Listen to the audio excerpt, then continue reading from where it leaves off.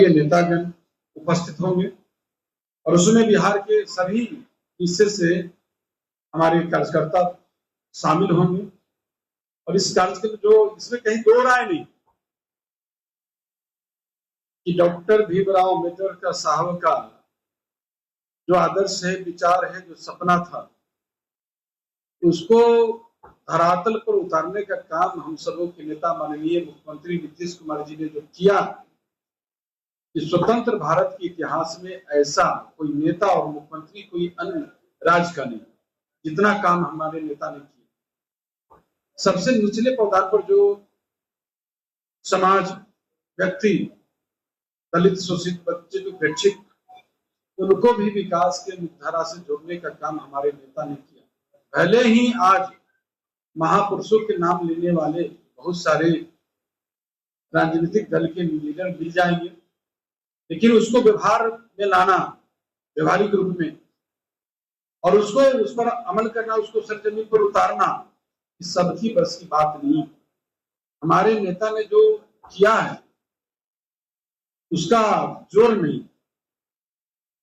और हमारी पार्टी और अति पिछड़ा हमारे अनुसूचित जाति प्रकोष्ठ ही नहीं, तमाम हमारी पार्टी इस कार्यक्रम को बेहतर ढंग से डॉक्टर भीमराव अम्बेडकर जी की जयंती के अवसर पर एक दिन पूर्व 13 अप्रैल को बापू सभागार में भव्य कार्यक्रम आयोजित कर रही है और उसको ऐतिहासिक बनाने के लिए सब लोग इसमें शिरकत करेंगे, भाग लेंगे।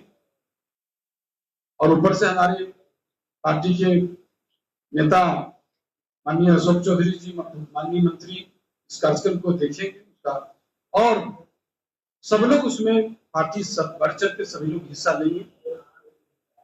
और आगे की बात और उस दिन 14 अप्रैल को तमाम जगह जो दलित, शोषित, वंचित जो परिवार है, सभी घर, हर घर उस दिन जयंती के अवसर पर सब लोग दीप प्रज्वलित करेंगे, दीप जलाएंगे, दिवाली के रूप में उसको मनाएंगे।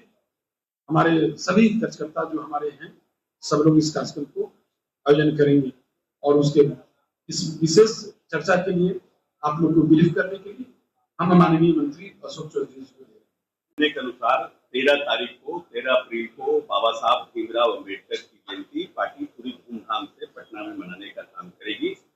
और हम लोगों ने जब भीम संसद किया था तो सभी दलित परिवार के जो लोग आए थे उन्होंने माननीय नेता को मानस पिता कहा। और बाबा साहब भीमराव अम्बेडकर ने जिस तरह से हम लोगों को आवाज दी, सामाजिक, आर्थिक और राजनीतिक रूप से सबलता प्रदान की संविधान के माध्यम से, और धरातल को उतारने का काम बिहार में माननीय नेता नीतीश कुमार ने किया।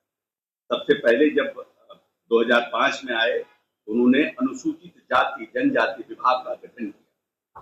पहले नीतीश कुमार जी के पहले इस राज्य में अनुसूचित जाति जनजाति विभाग नहीं था, कल्याण विभाग हुआ करता था, जिसके माध्यम से पिछड़ा, अति पिछड़ा, अनुसूचित जाति जनजाति सभी विभागों का काम होता था और विभाग का बजट मात्र 40 करोड़ रुपया था। आज सिर्फ अनुसूचित जाति जनजाति का बजट 1400 करोड़ के आसपास है। तो ये एक बड़ी बात है।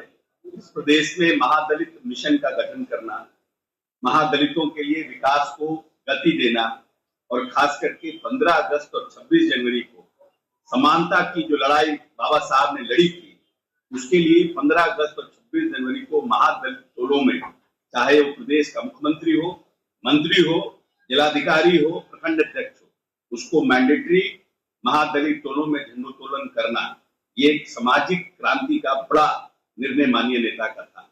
इसीलिए बाबा साहब के सपनों को साकार करने में जिस तरह से माननीय नेता ने अपने प्रदेश में नियम कानून बना करके उसको सबलता प्रदान किया है, इसीलिए हम सभी दलित भाइयों का यह कर्तव्य बनता है कि बाबा साहब की जयंती को हम धूमधाम से मनाएं। जिसने हमें अधिकार दिया, जिसने हमें समानता दी अपने संविधान में, और बाबा साहब को संविधान में इस अधिकार के लिए भी बहुत लड़ाई लड़नी पड़ी। ऐसा नहीं है कि बहुत सहज रूप से हुआ, बहुत लोगों का विरोध, बहुत लोगों का आर्गुमेंट अगर प्रीवी काउंसिल के बहस को देखिएगा तो काफी बहस हुआ था इस पर, और उसके बाद समानता का अधिकार हमें मिला है।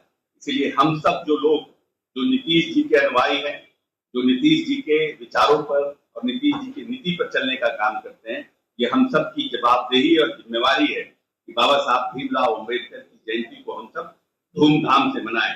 और हम लोगों ने 13 तारीख का निर्णय इसलिए किया है कि वो एक दिन वो रविवार है और पूर्व संध्या पर, क्योंकि हम लोगों ने पहले से माननीय नेता के कहने पर यह निर्णय किया था कि अम्बेडकर जी की जयंती को और उनके शहादत दिवस को हम लोग बहुत धूमधाम से मनाएंगे। और हर दिन बाबा साहब के जयंती पर हम दिवाली के रूप में इसे मनाएंगे।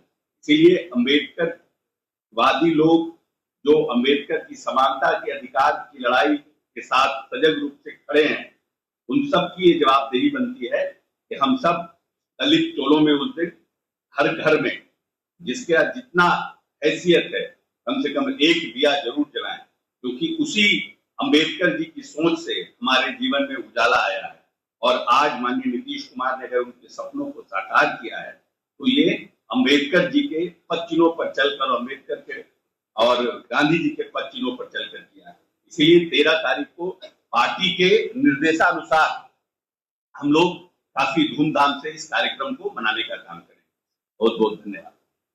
पिछली बार भीम संसद में ये हम लोगों ने कहा था कि क्योंकि बाबा साहब के सोच और उनके सपने से हर दलितों के घर में उजाला आया। संविधान बनाने के पहले तो असमानता और छुआछूत इतनी ज्यादा थी, लोग उसकी परछाई से भी दलित के डरते थे।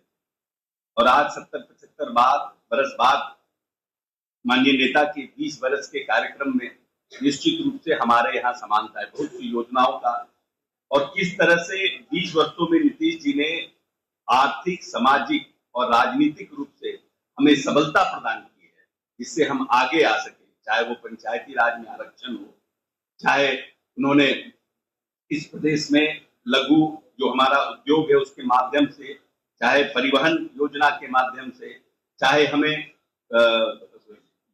डिफरेंट योजनाओं में आर्थिक लाभ दे करके, कैसे उन सब योजनाओं के भी हम लोग जिक्र करके और लोगों में बांटने का उस दिन काम करेंगे, जिससे कि हमारा जो समाज है वो नीतीश जी के कार्यों को समझ कर सके और भविष्य में जो भी राजनीतिक दल हो वो अम्बेडकर जी के पद चिन्हों पर चल करके, और जो बड़ी आबादी अनुसूचित जाति जनजाति की है, खासकर महादलित जो परिवार है उनकी है, उसके प्रति सजग रहे और सक्रिय रहे। महादलित हमारी योजना तो ऑलरेडी चल ही रही है, उसकी योजना हमारी नीतीश कुमार जी शासनवादी रूप में जाने जाते हैं, कानून व्यवस्था के लिए जाने जाते हैं। उनके राज में अपराध पर डिबेट हो रहा है, अपराध के मुद्दे पर को घेरने की कोशिश हो रही है, कैसा लग रहा है? देखिए, हम लोगों की जब से सरकार आई, नीतीश जी की जब से सरकार है, स्पीडी ट्रायल ये नीतीश जी का कॉन्सेप्ट। अगर कोई क्राइम बढ़ता है तो क्राइम में पकड़ाता है तो हम उसको स्पीडी ट्रायल करके जल्दी से जल्दी सजा दिलाए। और इसके पूर्व की जो परिस्थितियां थी, आज जो लोग उद्योग पर बहस कर रहे हैं, सब्सिडी की बात कर रहे हैं, SIPV की बात करते हैं, इसके पहले तो जितने उद्योग थे इस प्रदेश के और जो औद्योगिक घराने थे वो तो सब अपना लकड़ी लोहा लेके भाग गए थे। तो यहाँ था कहाँ? आप तो खुद उस समय के इतने बड़े पत्रकार रहे हैं, आप बताइए कि क्या परिस्थिति। कोई बड़ा डॉक्टर यहाँ था, कोई गाड़ी खरीदना चाहता था, क्या इतना भय का माहौल था, किस तरह का आदमी रात में कोई निकलता था, उनको डर लगता था। कोई कभी कोई इंसिडेंट हो, कोई दुर्गा पूजा हो, सरस्वती पूजा हो, कोई रैली हो, रेला हो, क्या परिस्थिति रहती थी पटना में। आपको याद नहीं है कि पहली बेटी की शादी में मारुति का यहाँ का शोरूम कैसे चला गया? क्या हम तो सबको पता है कि क्या परिस्थितियां थी उस समय की। हाँ, घटनाएं अभी हमारे यहाँ कुछ भी है, इसमें डिनाई नहीं कर सकते हैं, लेकिन क्या इन घटनाओं में राजनीतिक साजिश है? क्या होली के बहाने सरकार को बदनाम करने की, इन सब पे चर्चा चल रहा है। माननीय नेता इस पर उच्च स्तरीय बैठक किया है। क्या कैसे ऐसा हुआ? आज तक कभी नहीं हुआ कि पुलिस के ऊपर किन लोगों ने इस तरह का कार्य घटना किया, लेकिन जहां घटना है वो कौन लोग हैं, किस समाज के हैं, किस समाज के हैं। तो ये सब चीजों को चिन्हित करके देखा जा रहा है और कार्रवाई होगी। हमारे यहाँ एक भी व्यक्ति हमारी पार्टी में ऐसा नहीं है जिसको अपराधियों को संरक्षण देने का आरोप हो। हमारे यहाँ अगर किसी को न कोई पहले की सरकार और अभी की सरकार में बहुत फर्क है, घटनाएं हुई है उस पर हम सचेत हैं, संवेदनशील है।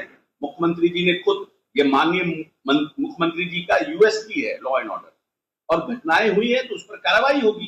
जो लोग दोषी है उनके ऊपर कार्रवाई होगी, उन पर स्पीड ट्रायल चलेगा। लेकिन पहले की तरह नहीं है कि सरकार संपोषित अपराध हुआ करता था और सरकार के लोगों का संरक्षण प्राप्त होता था, और जो सरकार के संरक्षण के लोग थे उनके छाये में अपराध हुआ करता था। ये बात नहीं है, इन दोनों में फर्क है। घटनाएं तो होती है। हमें आपका इशारा तो है ओके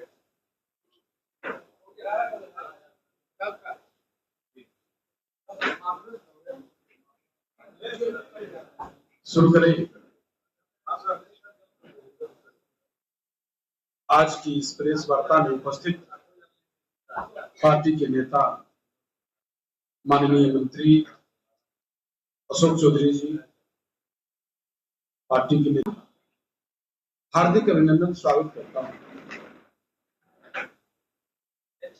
जैसा कि आप सभी जानते हैं, डॉक्टर भीमराव अंबेडकर जी का जयंती 14 अप्रैल जो अब कुछ ही निकट समय आ गया है।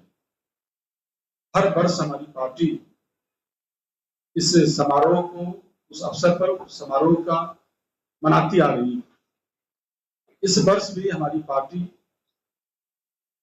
पूरे धूमधाम से इस कार्यक्रम को करेगी। इस कार्यक्रम का आयोजन बापू सभागार में किया जाएगा और उस अवसर पर बिहार के यशस्वी मुख्यमंत्री श्रद्धेय